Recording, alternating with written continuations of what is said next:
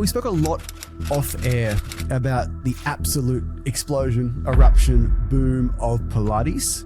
Why the Pilates Journal and why not the CrossFit Journal or the F45 Journal? Yeah, look, the Pilates industry is really growing and thriving at the moment. It's a really exciting time to be in the industry because people are starting to understand the benefits of Pilates. Doesn't matter what walk of life you've come from. What I think really matters more than any of this is the quality of the teaching, the quality of the teacher that stands at the front of the room. And because demand is surging so quickly and so fast, what we're seeing is the quality of teaching is declining. Pilates studios, it is incredibly easy to acquire clients, but it's really hard to convert them into a membership and keep them for a long period.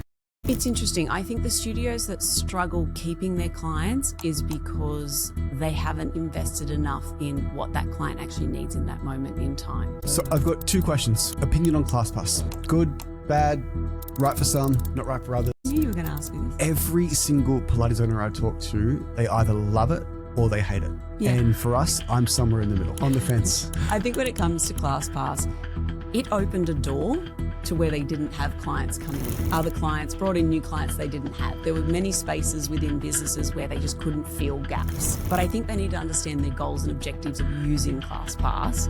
And when that person comes in the door, this is no different to your social media outreach or any of your other communications. It's just another marketing promotions channel. Once they're in the door, it's your job to get them in terms of retention and get them on a membership, make them feel part of the community.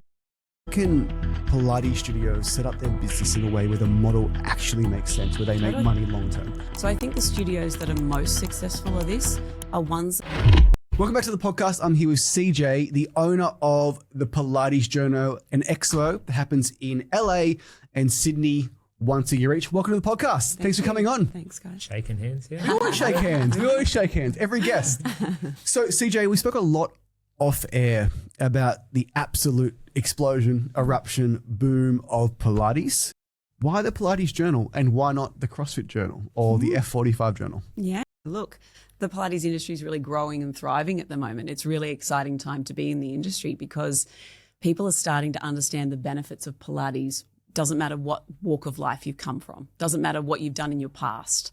And we wanted to create the Pilates Journal because it was a real opportunity to educate and inspire Pilates professionals, studio owners, people who are thinking about a career shift into the Pilates industry and understanding the pathways into the industry. Because of this explosion of growth, we've seen it coming for a while. So the journal's designed to educate people and give them the chance to learn the tools to either create their own business or potentially understand the craft a little deeper than perhaps they initially So a had. trip down memory lane, when were the first reformer studios as they are today, 12 beds in a room? How long have they been around for? Ooh, very good question. And a bit of context to that too. The group reformer boom is more of a more new thing. It's been the last couple of years, maybe the past 3 or 4 years, possibly since it started prior to COVID, but has really grown and surged since We COVID. had Alana from Muse on, and I think her first studio was 19. 2019, yeah. Yeah. In Yeah, Dub- so I think in it was Dub- just before. Yeah, so it was just before people were starting to see the benefits of having multiple reformers in a room. They were existing previously, but are in smaller independent studios. Yeah. So in the smaller independent studios, it typically was 3 or 4 reformers in a room. We work with some clinical Pilates. They have the reformers and the I don't know what they're called. Cadillac, or maybe, Cadillacs, yeah. The big pieces of So equipment. Contrology, we work with the gym in Melbourne, all That's a type of Pilates. Am I wrong? Contrology. Contrology is actually what Joseph Pilates created. So the founder of Yeah, Pilates. well, I misspoke on a previous podcast because I called him John Pilates. Someone You got said ripped in the it's not comments. Joseph. No, it's Joseph. People And- feel very passionate about yes, Joe. and it has been around for since what, the 60s or 70s, Look, right? it's been Isn't around for 100 Pilates- years. Well, 100 Yeah. years. And it started, when Joseph first created it, it was really supporting people in war camps and getting them back to functional fitness. It was actually designed to be for functional fitness. He was creating equipment out of chairs, out of beds Yeah, that were 'cause not he even was- fully made. And when we It's market crazy. for studios, we have to educate the consumer because people still think Pilates is just physiotherapy. Yeah. So and to how your can you point- educate it that it's not that? Well, and I think it's become more mass market now because of there's all the reformer studios that have come around. So you don't really need to explain to people what a reformer is anymore. Whereas that's really probably shifted. 5 years ago or a few years ago, like people would not even know what it is. Well, we've moved from traditionally people thought of Pilates as rehab. Yeah. And it's moved from that into a niche market, now starting to become much more mainstream. We're definitely seeing that.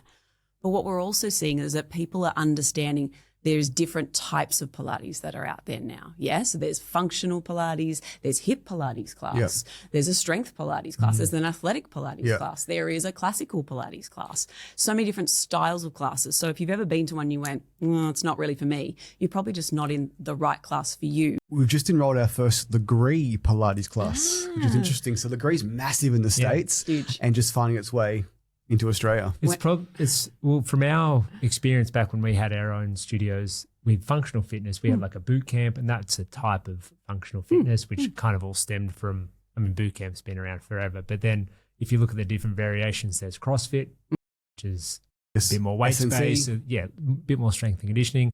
You've got F45, which is more like HIIT style. You've got boot camp, which is typically outdoors and circuit based. And then you've got all the other variations of it. So it's probably not too dissimilar to what's happening now, where there's variations within that. There's variations within the method, right? And that's exciting because it gives more growth and opportunity across the audience, more people to do it, more teachers to specialize in different areas. And I think now that people have done it more, they can probably have a bit more of an idea of what type they like. Like back 15 years ago, it's like, oh, I've done CrossFit, like that's not for me. But now it's like, oh no, like we've got this one that's more cardio based, or it's more success leaves clues based. though. If we talk about the giants, Club Pilates, and we've got Strong, and we've got KX, and we've got Muse, they're all reformer.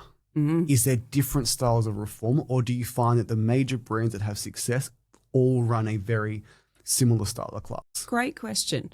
Now, I think those bigger brands, those bigger franchise models, or those big box gyms, what they've really looked at is how many can they get in a room to really, scale and maximize revenue. But they've also looked at how can we standardize it so no matter the teacher that steps in the room, they can deliver a consistent experience. Yeah. So that's really important to them. Some of them really focus on, creating different levels, beginner, intermediate, advanced. What I think really matters more than any of this is the quality of the teaching, the quality of the teacher that stands at the front of the room. And because demand is surging so quickly and so fast, what we're seeing is the quality of teaching is declining. That doesn't mean that there's teachers out there that are not doing things well. They just don't know what else is out there. I have seen a portion of the Pilates community push back hard really against about 12 to 24 reformers in a room, effectively saying it's impossible to deliver a great product at scale. The same way that F45 had 54 in a room sometimes. So it's interesting. Well, that was, again, I'm not pro CrossFit, but I feel like it's got a lot of similarity. They've got their L1. I don't know how much you know about it, but there's like an L1 course that you go through to become a CrossFit coach. And that's like a weekend course. So the knock on it that a lot of people have is it's only 2 days, and then you can go and teach a CrossFit class or, 50 classes a week of 50 people doing overhead squats, doing like ring muscle ups, and people are getting hurt. People aren't, having good class. And to your point, there's actually similarities there in as much as you can go now and do a Pilates course in 6 weeks, but you can also do a classical course that can be for 750 hours. There's such variation, and what we need to do is help standardize and help give people tools and guidance, and also for them to understand that once you've done your first course, it doesn't mean that's the end of your career journey. When it comes to Pilates, it's lifelong learning.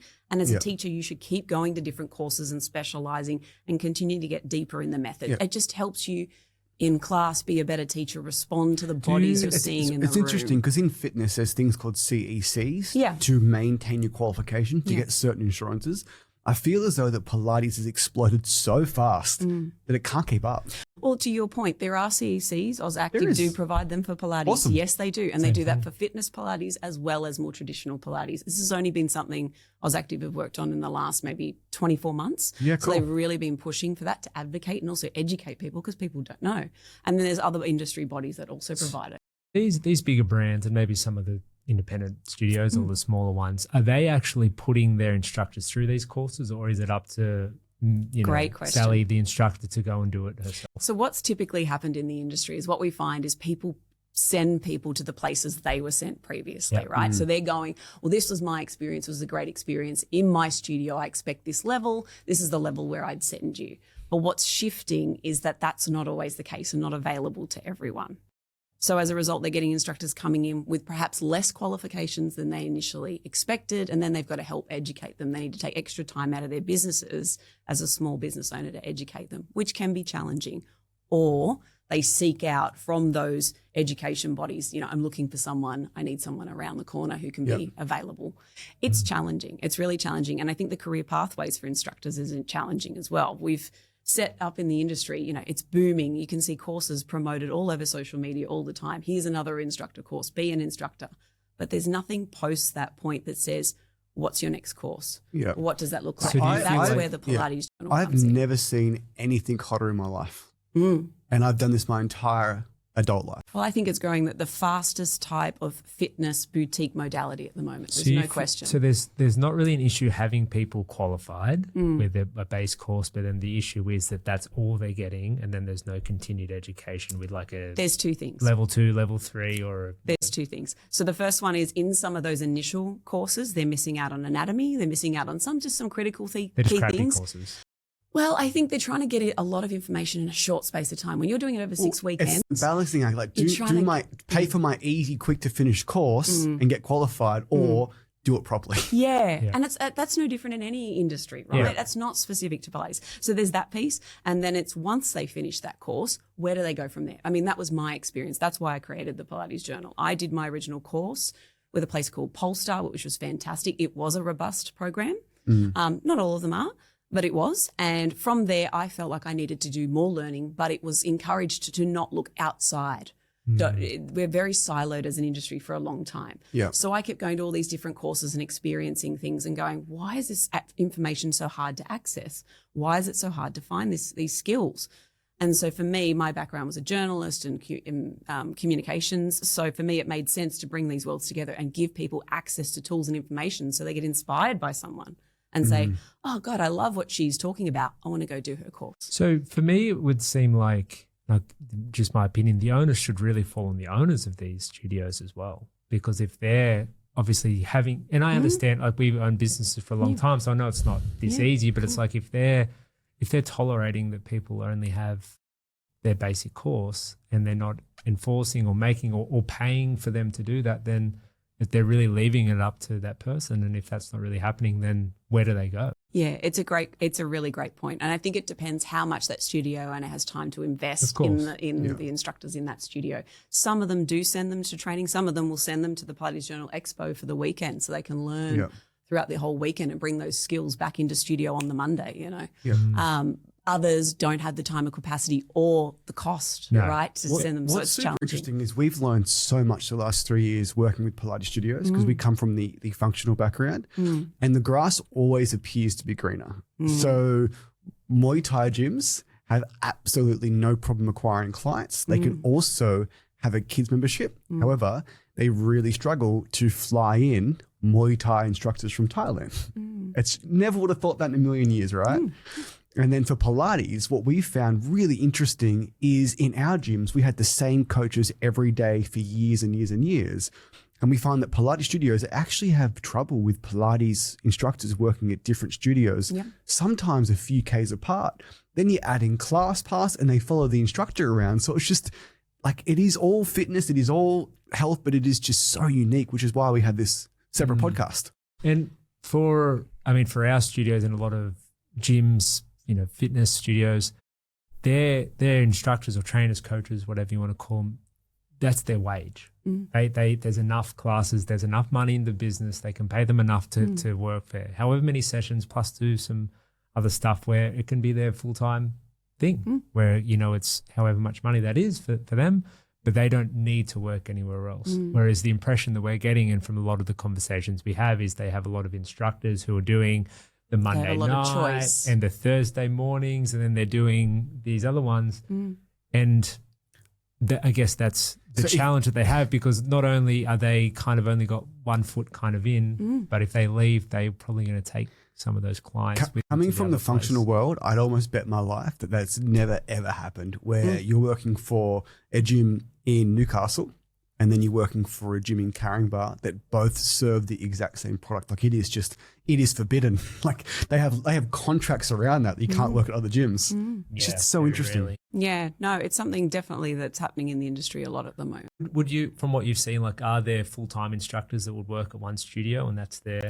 You absolutely do see it. It does Yeah. happen, but I think, yes, the model, everyone is so agile and wanting to work at different studios, or the aesthetic of the studio is more like them. So they'll want to go to that studio and they want to be in that environment or be a part of that community. And we see that with clients, like Pilates consumers as well. You know, they might class pass around or do drop-ins at different ones because they like certain instructors or they like that style and whatever, whereas in the sort of the gym world, it's just not really the case. So it kind of seems like it goes from like the consumer through to the instructor and vice versa. Absolutely. And clients are, so much more demanding in what they expect from studios now as well. They want to walk into an aesthetically pleasing space that almost looks a bit like a hotel a little bit. I guess in the functional world, if you go to the same gym for years and years and years, you're not exposed to the other gyms. And then we go to Muse Warners Bay, we film content there. Beautiful studio, polished concrete floors, neon sign. It's nicer than my house. And then you go to like some functional gyms and they're behind the mechanic, down the dirt road, no aircon. But all of them probably look like Muse Waters. Muse is pretty nice. I think that all look pretty nice. But, it's interesting, experience is really big in the Pilates industry and in studios at the moment. So, they're talking about having recovery spaces and saunas and wellness offerings. They're really trying to look at ways to differentiate themselves amongst their competitors because we're in this group reformer boom. And, I hear all the time from the UK, the US, Australia, people are saying there are so many studios opening up on my corner. I have 5 on my road. It's really hard to compete. They need to find different ways to stand out. It's so interesting. I talk to owners 20 a week and like 2019, they'd have 50 intros organically. Yes. Because people would just Google Pilates in Dulwich Hill.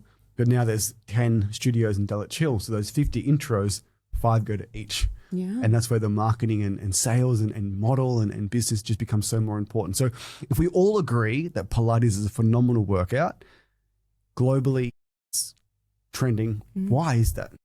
Because outside of the workout, there's got to be something else. Yeah. I think people are really understanding that there are long-term health benefits to Pilates and it can complement other sorts of exercise that you do. Whether you go boxing or running or you're a golfer or whatever, you're a super athlete. What we're discovering is that Pilates helps your body maintain. It helps keep it strong and fit, and the smaller, deeper muscles are activated. Yeah. We're making sure that we're injury prevention. We're not getting any injuries. People are starting to understand and finesse. I think we went through a period where we had, and this is no takeaway from them, but F45 and the HIIT and the really intense workouts, right? People went in there and their bodies copped a lot. Yeah. And then on the flip side, a lot of that had to be rehabbed and corrected. Now, whether they'd done Pilates before that and then done that activity, I would have loved to have seen whether that had made a huge difference to that. Yep. They might have stayed doing some of that. Your belief it's gone from weight loss, transformations, strength to like longevity, feeling good, wellness, being conscious that it is really lifelong and total body. It's about your total so body. I would experience. definitely agree with that, and I would also say it's not going to change. No, that thought around longevity, like it's only going to continue. Well, it's funny, right? When you start working out when you're younger, your goals are different, right? You potentially more cardio, thinking about more core stuff, really concentrated on feeling an output or an effort. That seems to be important and part of the culture I think we've created across the globe, not just to Australia, on how you experience a workout and what you must feel or experience.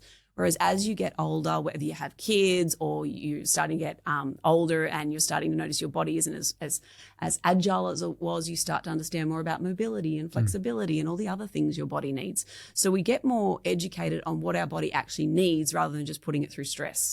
I think there's 2 things that I see. So I think there's been a pushback the last few years against like hustle culture. Like, hustle culture was like let's work across hard, the globe. and exercise comes with that. Yeah, like it's a piece of drill yourself. So Pilates, although it's no doubt a challenging workout, it's not, you don't leave in a pile of sweat and in fetal position in the corner where you do Depends where you do it. Maybe in some. For the most part, it doesn't happen. So I think the movement away from that, people, they want something a little more gentle. Yeah. I use gentle in quotations. Well, Low impact. low impact. And that goes to my next point of it really, and I know men do it and things, but it is predominantly marketed to women, and most studios are predominantly women. Yes, and the way the studios are designed aesthetically are looking towards a female skew, right?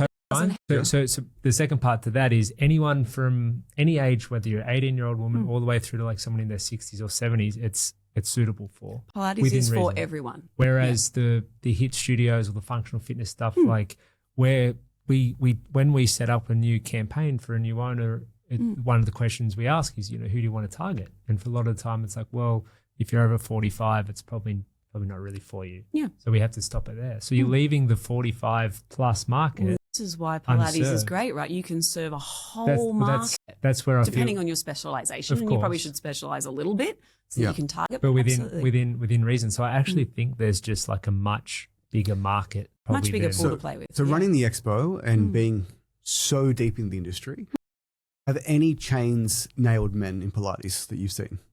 Where it could be 50-50 almost. I haven't seen a 50-50. The closest I've seen is Strong Pilates. Yeah. They're sitting at, last time we spoke, about 20-25%. Yeah, and for those at home, Strong have effectively like a rowing and a bike. So think like a rower, like a CrossFit rower, and a biker. Yeah, think about it like reformer. a reformer that's got a rower bolted on is the way I would describe it. And I think that appeals because it's crossing the boundaries of feeling like you're safely stepping into Pilates. They don't call themselves Pilates. Yeah. They'll tell you that straight off the bat.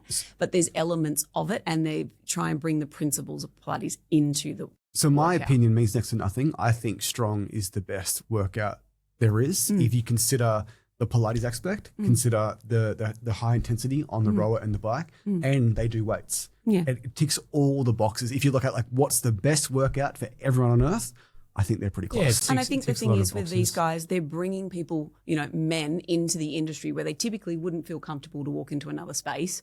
Once they get comfortable in that and they've been on this sort of machine, they're more inclined to try a reformer. They're like, I can give this a shot. I know what to expect now. You just need exposure. I also don't think it's really an issue that it is predominantly female. Like for most Pilates, like I think that's just probably what a lot of women like about it. That it's somewhat just women based. So I think we're just slightly, sometimes can be more intuitive, and we've kind of got that that feeling sense. It's just more natural in us. Yeah, they can feel their body, as opposed to just throwing shit around. Totally so right. But I don't think men can miss that. I mean, Joe Pilates teached all men for a very long time. It wasn't about. I'm not trying to bring it back just to him, but my point is, there are some men out there. Some guys that work for Bazzi Pilates in Germany and Switzerland. These guys are the most ripped individuals you've ever seen, but they are also completely the strongest humans you've ever seen. Yep. But they've really deeply understood the method and gone to complete different layers and levels. My point was more around like just the business, that it's like, even though there's not as many of the male population doing it, I don't think that's a problem for the business, because it is just zoning in so much on the females. And then you get partners of the females that come through. Yeah. Obviously maybe some of them crack it. I'd love to see more men though. Yeah.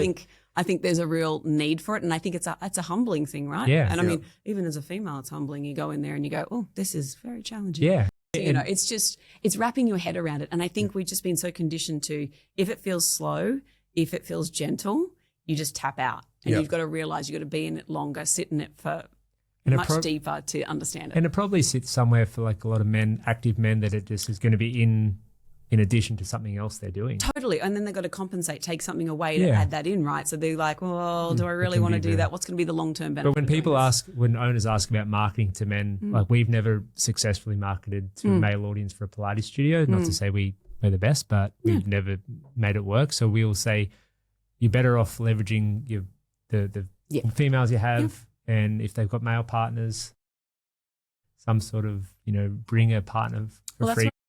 Studios have an opportunity. That way. I think those studios have an opportunity to lean into learning the skills of athletic reformer training, jump board, strength training on the reformer. There are whole programs now out there. In LA, we had one of the guys present who literally got up and said, what I do isn't Pilates, but it's strength training on the reformer. I'm going to show you how to do this. And I think if more men experience that, they'd be like game changing. What are you seeing across the pond in the US compared to Australia?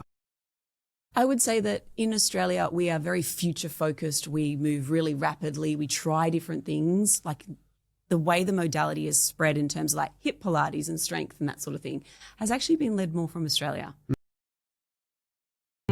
I- So in the US, they're still discovering these things. Yeah. So It's when we're literally bringing it the to the US, only they're thing learning. Australia's in front of the world. Yeah. Fitness. About 18 months ago or 2 years ago, I had a friend visiting from Canada, and I said to her, hey, like, talk about working out. And I said, oh, is there many Pilates studios where you are? And she said, And this is a town This called is- Kelowna, one of the most affluent towns in Yeah, Canada. like- It would be the Pilates hotbed of the world. yeah. And she was like, oh, like, maybe one. Like, Oh, it was, right. she like barely Yeah. knew it was like a thing. Yeah. And normally it's the other way around. Everything comes from the US. Yes, right. But Yeah. fitness is, I think we'll first to market definitely there lead the trend. 45 We all and live things. near the beach. Yeah. We want to look good and feel good. Yeah. Well, I think we're all about lifestyle, right? Yeah. Whereas it's different. It's different culturally.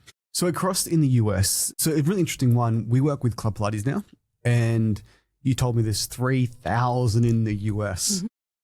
That is Crazy. unfathomable Yeah. because there's only 9,000 gyms in Australia. Mhm. So there is more small businesses in the US than people in Australia.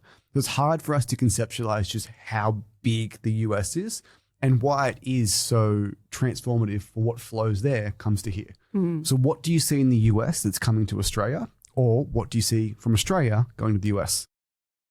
Interesting. So I think it's more what's flowing from Australia to the US at the moment in terms of, like I just said, athletic training, HIIT classes, hot mat Pilates, those sorts of things. But on the flip side, we also are seeing in the US, they are doing more, taking more of the Pilates equipment and introducing it to their clients. So what I mean by that is, you guys are very familiar with Reformer Pilates. Yeah. What's happening in New York is they're doing Cadillac classes. So these are these very big, long, they sort of look like a long bed, really tall piece of apparatus. And there's like 5 or 10 of these things stacked in the room. You need a lot of space for these things. You're hanging off them. There's lots of different bars with different levels of support. Teaches you a lot of skills. Aerial stuff, like we have Kind some of. that are like aerial. Yeah, like some studios. people are doing that stuff, and you don't have to do that stuff. So people can get very intimidated Yeah. by the look of what you see. Swinging around. Yeah, with it's the- not quite a swinging exercise. George of the Jungle. Yeah. But the Cadillac classes, I think, are going to come in a bigger way. You're going to see tower classes. So that's a reformer. Again, it has one extra side panel with bars on it again. So it makes it that studios can run tower classes and reformer classes.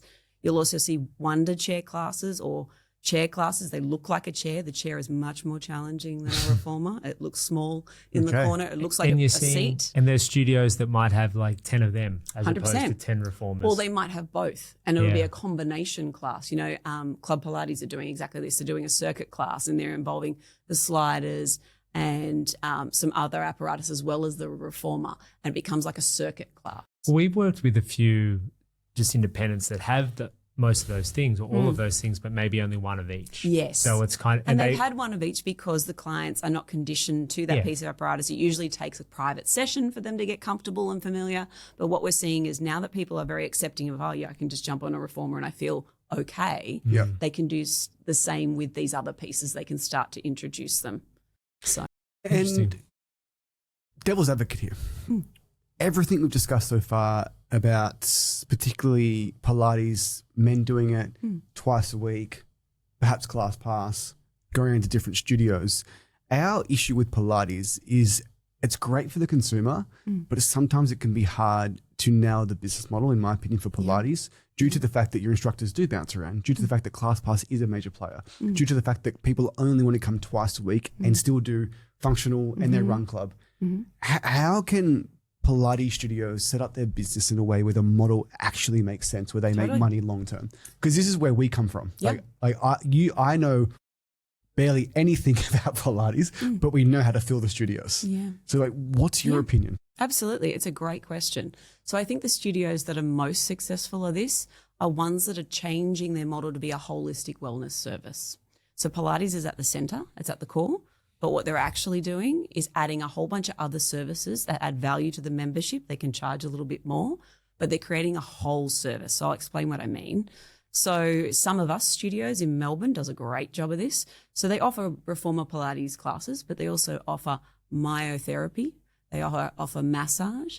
They have a physio. They have a breakfast bar. They have a recovery center, a wellness experience. So when a client signs up to them, they're not just buying Pilates sessions, they're buying a full experience. So every day of the week, their goals are to have them come, 6 out of 7 days a week and do one different thing each day.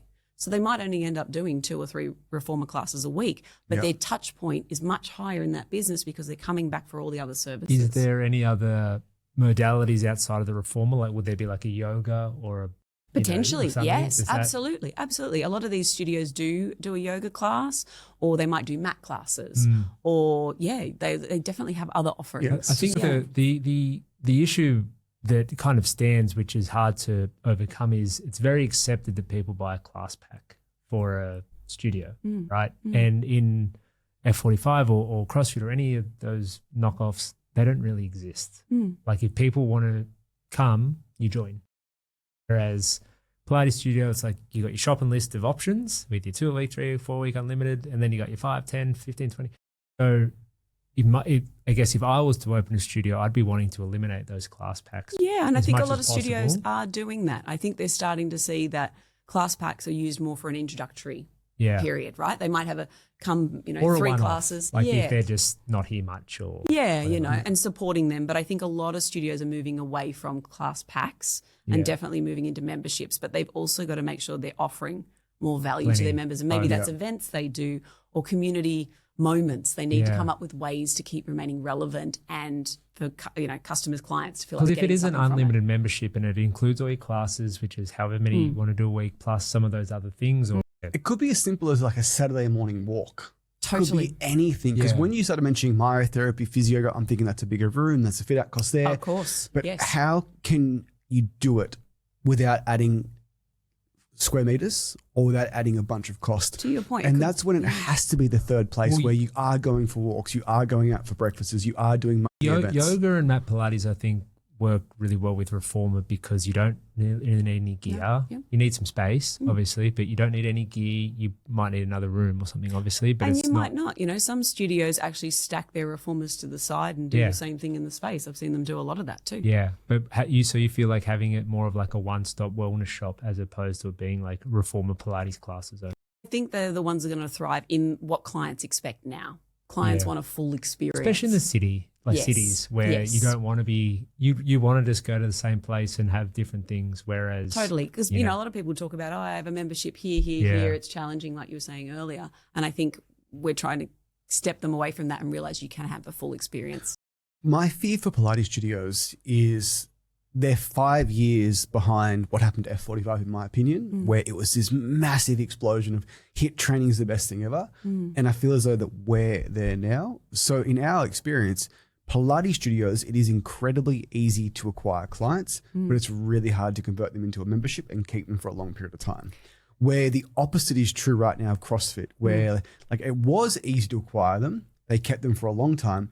Now it's way challenging, but they still keep them for a long period of time. So my fear for those studios is over time, like everything, as it becomes harder for Pilates studio owners to acquire clients, they're going to struggle unless they get their business and their operations and their marketing and systems in place.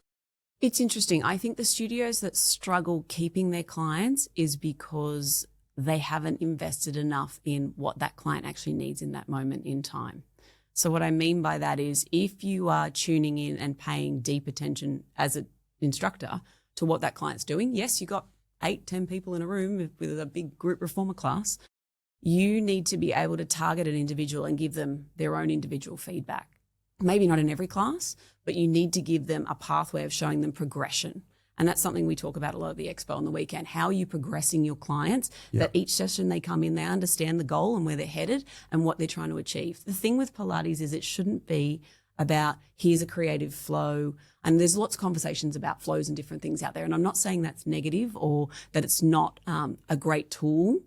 But to challenge your clients and keep them in the business, they need to feel like they are being challenged through the workout each time. And I've had, out of the hundreds of owners I've spoke to, there's a few of them that have like an onboarding process where they'll meet with them one-on-one, or maybe it's not before the first class, but within. But they actually will find out more about them. They'll find out some goals they have, experience, injuries. Okay, where do we want to and then having that all documented for that person so they can do those things. And it's that, but it's also checking in along the way, right? Of So course. sometimes that gets done early on and then they don't get spoken to for 12 months. It's like, when are you checking in? Do you organize a private for them just to get them really closer to you, talk them through in a bit more detail? Yeah. Like, what are the touch points that you're creating? So I'd love to unpack that, because in the functional world, it's very easy for someone to progress on a barbell back squat. Yep. They can do more reps, they can increase the weight. Before having progressions in the reformer, Yes. it's almost linking to the client, like, hey, you're not just coming here to use the bed, you are progressing. Let me show you how. I don't think enough instructors understand that. And when you're deep in the method, you understand that progression is everything. And it's actually no different to lifting that barbell. Like when you're doing a chest lift or anything like that, it's about learning the skills to get better, to do it more challenging and more harder. And then you add a prop, or you take away a piece of, you lift a leg, and that creates less stability on a surface. And that so might you go back. challenge them That might go differently. back to the start of the conversation. That's what I was The about to 2-day say. courses. Yeah. Well, if they're not Yeah. 6-week courses.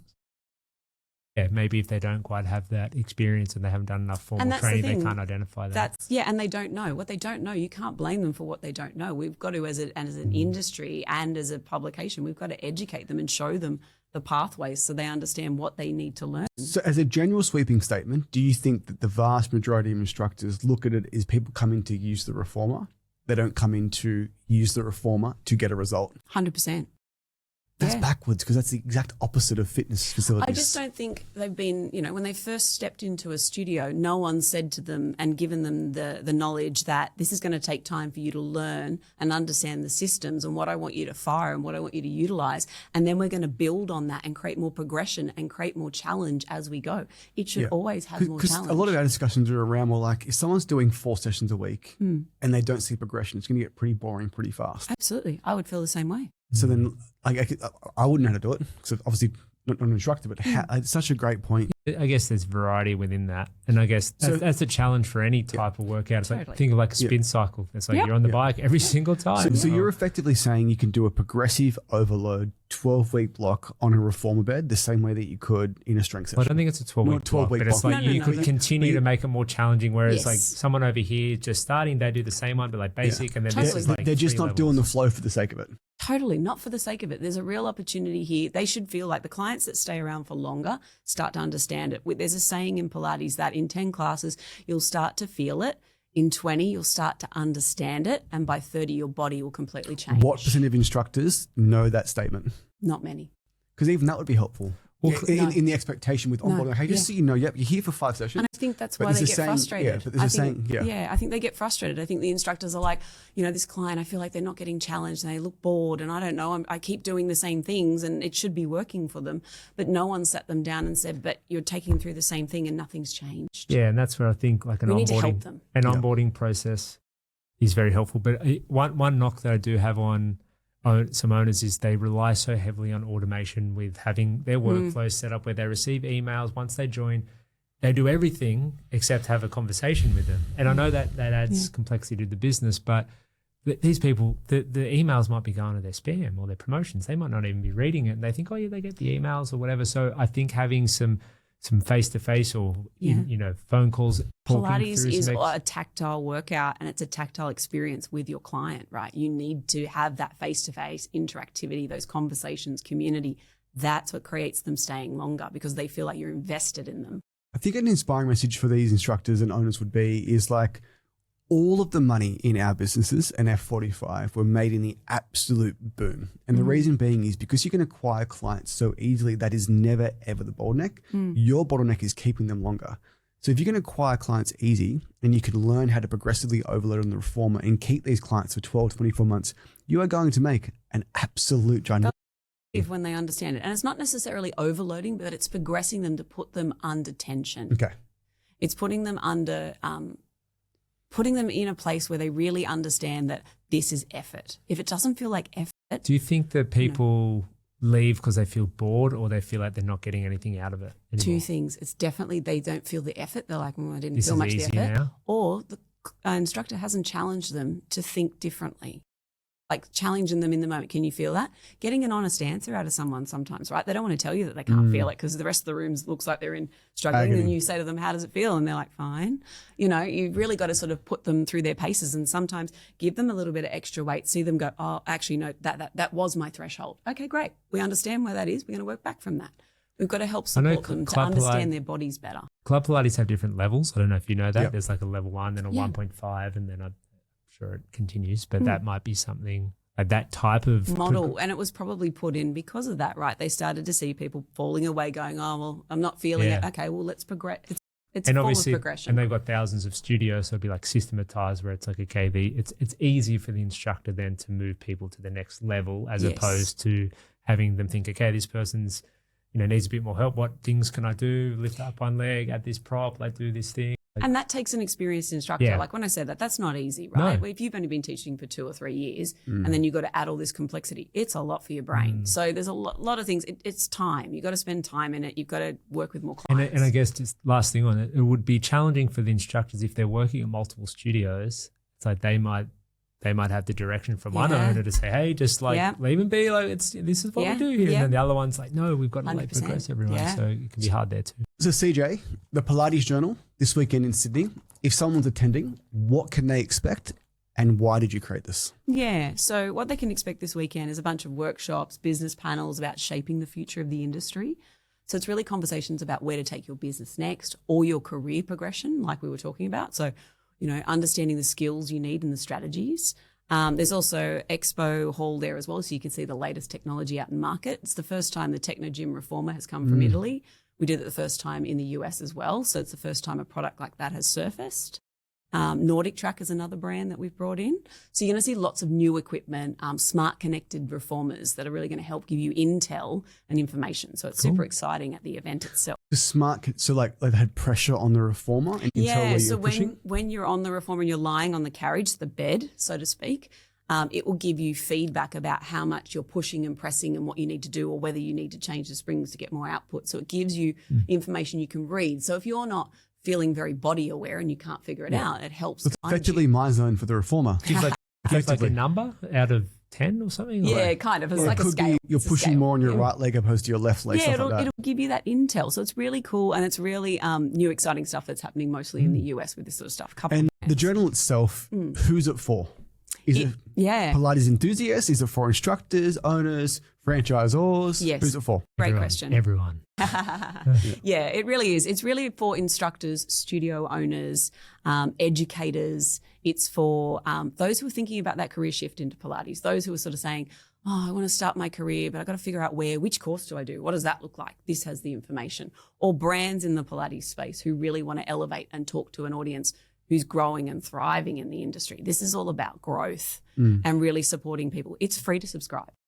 So it doesn't cost anything to subscribe. The goal here is to make it inclusive and accessible for everybody. How many are you expecting? This weekend? Just over 350, maybe 400.